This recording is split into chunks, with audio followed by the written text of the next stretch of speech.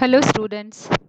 In this video lecture, we are going to study about the classification of partial differential equations and what do we mean by initial and boundary conditions, and also some of the facts about the heat equation, which is the parabolic equation, one of the classified partial differential equation. Partial differential equations are very important topic of study because many of the physical phenomena or dynamical phenomena can be expressed in the form of partial differential equations. Hence, we need to understand the physical phenomena or the dynamical phenomena, we need to understand these partial differential equations so that we can easily relate the physical word problem, relate to the physical word problem. We'll just look at the classification of partial differential equation.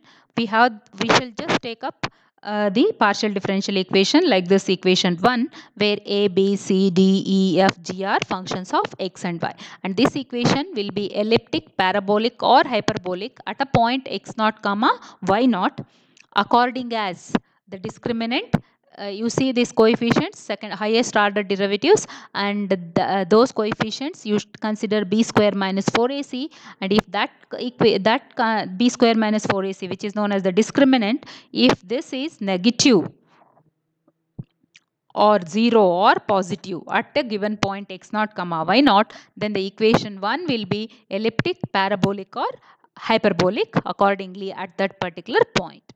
Suppose if such a thing happens at each and every point of the domain of this problem, then that equation will be called as elliptic, parabolic or hyperbolic in that entire domain.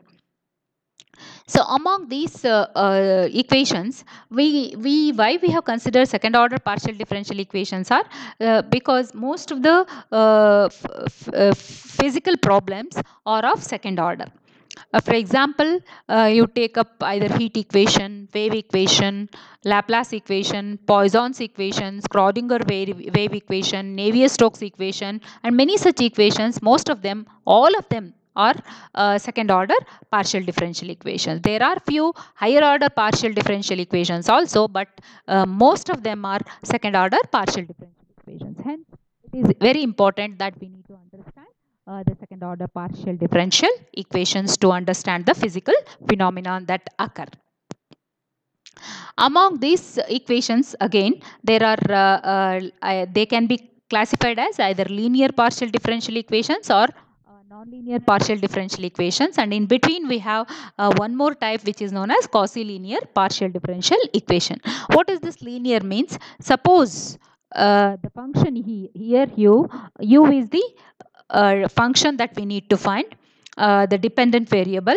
We need to find the dependent variable, and that dependent variable occurs in either degree 1 or it is not multiplied with its derivative. Such thing happens, then that equation is known as linear partial differential equation.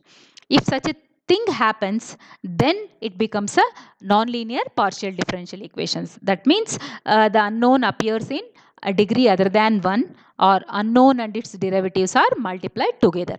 Such a thing happens, then that becomes a non-linear partial differential equation.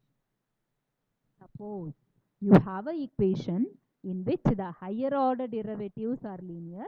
The equation is linear in higher order derivatives, but remaining things it need not be. So there in the, for example, here second order derivatives, here all of them are linear, but just I am showing you the example. Suppose in this equation only this, see, these three terms are higher order derivatives, second order, and the other terms are lower order. So in this lower order derivatives, you can have a term u square. So for example, here u square you can have, or u cube you can have, or you can have u dou u by dou y, u dou square u by dou y square, something like that. So I mean, sorry, u dou u by dou y, u dou square u by dou x square, something like that, or u square dou u by dou x. Such things you can have. If such a thing happens, then that becomes a quasi-linear partial differential equation. And to solve these equations, not many methods are available, but still there are few methods which are either Fourier decomposition method or variable separable method, or Fourier transform method, Laplace transform method, or even Green's function method, which is what we are going to discuss in this chapter of partial differential equations. Okay, now to solve these equations, we need conditions. To get a particular solution of the given partial differential equation, we need the conditions so that we can get the constant functions or constants that come while solving these equations. So we'll just try to know what do we mean by. There are two types of conditions again. They are initial conditions and boundary conditions. So let us just look at what do we mean by initial condition and what do we understand by boundary conditions. So suppose all the conditions, suppose there is a differential equation. When you solve it by any of the known methods, you will get into some constants. To evaluate those constants, you need conditions. How many constants are there? So many conditions are required. Suppose if all the conditions required to get the particular solution are defined at a single point or at the same point, ಎಷ್ಟು condition ಬೇಕಾಗಿರುತ್ತೋ ಅಷ್ಟು ಕಂಡೀಷನ್ಸ್ನು ಒಂದೇ point ಹತ್ರ specify ಮಾಡಿದ್ರೆ ಅದನ್ನು ನಾವು initial conditions ಅಂತ ಹೇಳ್ತೀವಿ. For example, see here all the conditions required to get a particular solution to the problem are specified at single point ಅಥವಾ ಸೇಮ್ ಪಾಯಿಂಟ್ ಅಂತ. ಫಾರ್ ಎಕ್ಸಾಂಪಲ್, ಇಲ್ಲಿ ಒಂದು ಡೆಮಾನ್ಸ್ಟ್ರೇಷನ್ಗೆ ಆರ್ಡಿನರಿ ಡಿಫರೆನ್ಷಿಯಲ್ ಇಕ್ವೇಷನ್ ತಗೊಂಡಿದೆ ಸೆಕೆಂಡ್ ಆರ್ಡರ್ದು. ಇದಕ್ಕೆ ಡೆಫಿನೆಟ್ ಆಗಿ ನಮಗೆ ಗೊತ್ತಿದೆ ಹೇಗೆ ಬರುತ್ತೆ ಇದನ್ನು ಸಾಲ್ವ್ ಮಾಡೋದು ಅಂತ. ಇದಕ್ಕೆ ಎರಡು ಕಾನ್ಸ್ಟೆಂಟ್ಸ್ ಬರುತ್ತೆ. ಎರಡು ಕಾನ್ಸ್ಟೆಂಟ್ಸ್ನ ಫೈಂಡ್ ಔಟ್ ಮಾಡಲಿಕ್ಕೆ ಎರಡು ಕಂಡೀಷನ್ ಕೊಟ್ಟಿದ್ದಾರೆ. ಆದರೆ ನೋಡಿ ಆ ಕಂಡೀಷನ್ಸ್ ಯಾವ ಥರ ಇದೆ. y at 0 equal to 0, y dash at 0 is equal to 0. X is the independent variable here, and at same point x equal to 0, x equal to 0. Two conditions are specified. Therefore, these conditions are called as initial conditions. And now to know what is boundary conditions, it is just opposite to what we have seen in initial conditions. Here all the conditions required to get a particular solution of the problem are specified at different points of the boundary. For example, here only at x equal to 0. Here you can see there is another example.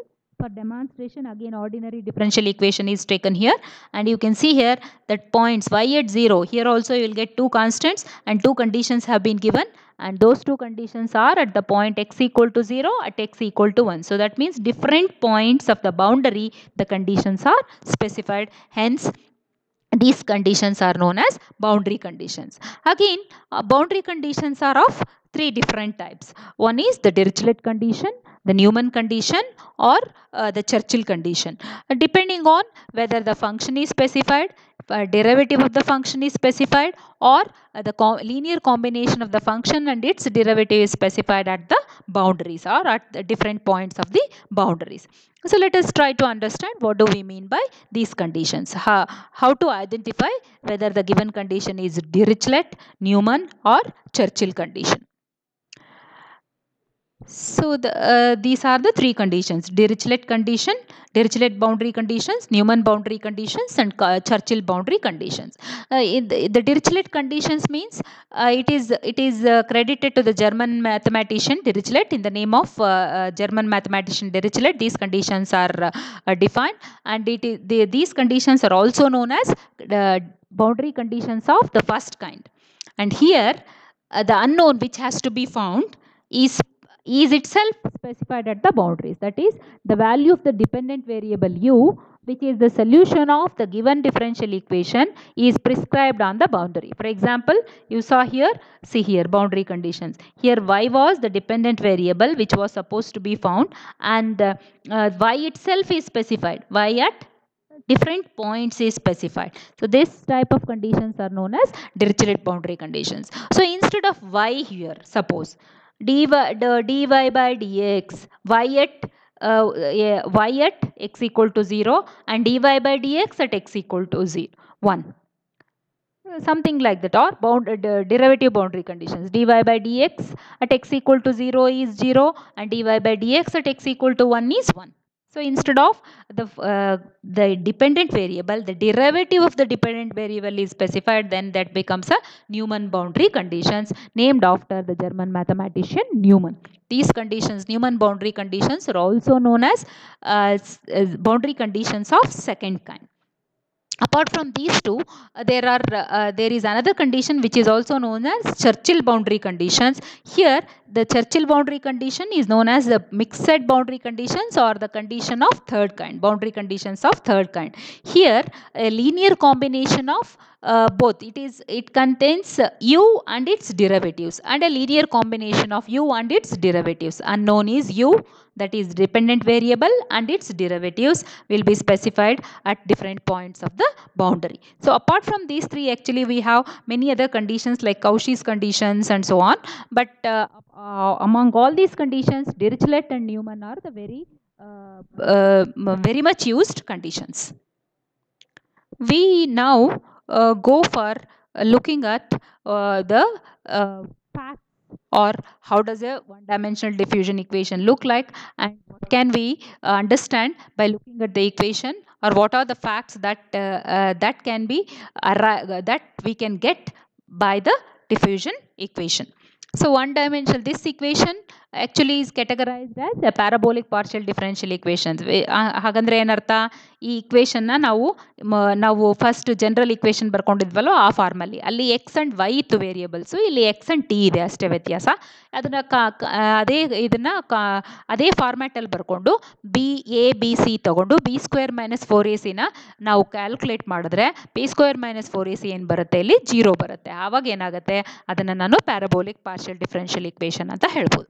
So one dimensional heat equation ಯಾವ ಥರ ಕಾಣಿಸುತ್ತೆ ಅಂದರೆ, ಇದು heat equation ಆದರೂ ಅನ್ಬೋದು ಅಥವಾ diffusion equation ಆದರೂ ಅನ್ಬೋದು.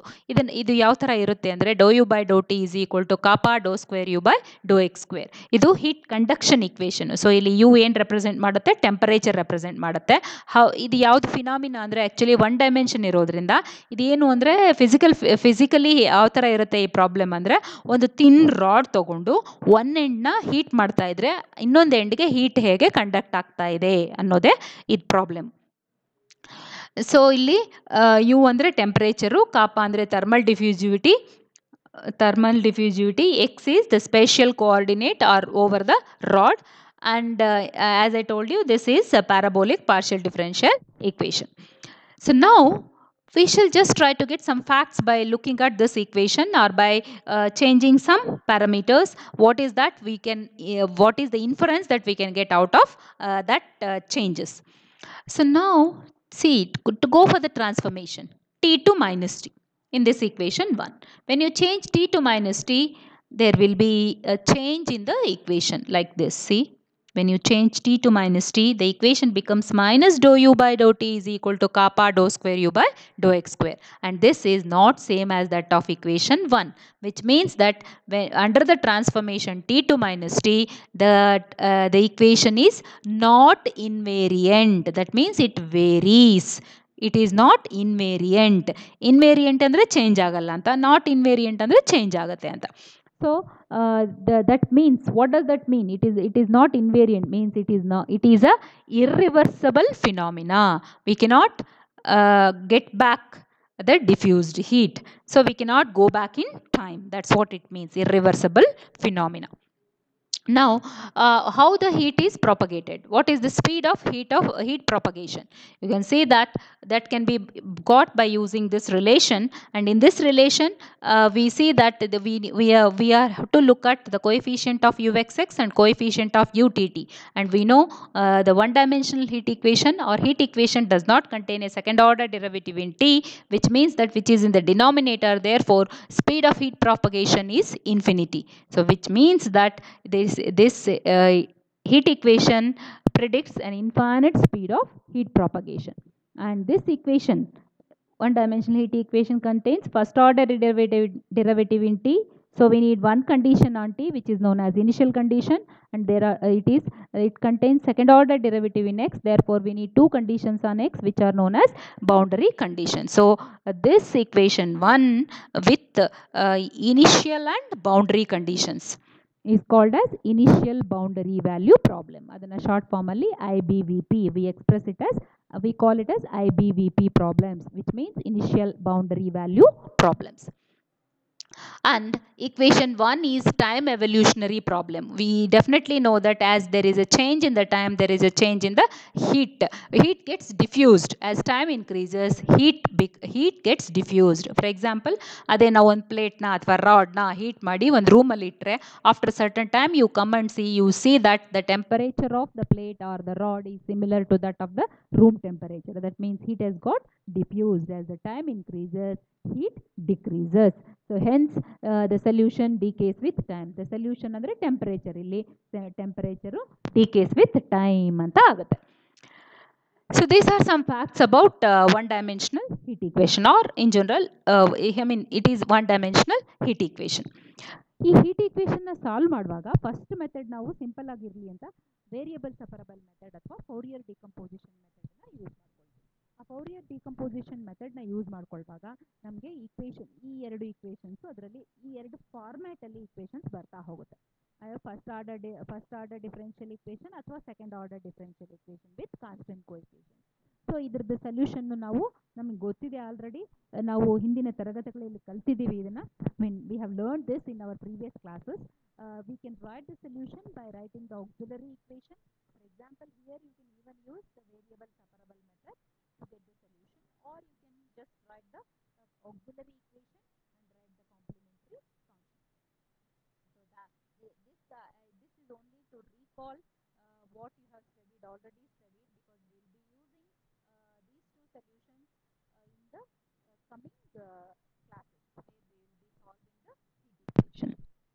So this is about some basics of partial differential equations along with some facts about one-dimensional heat equation.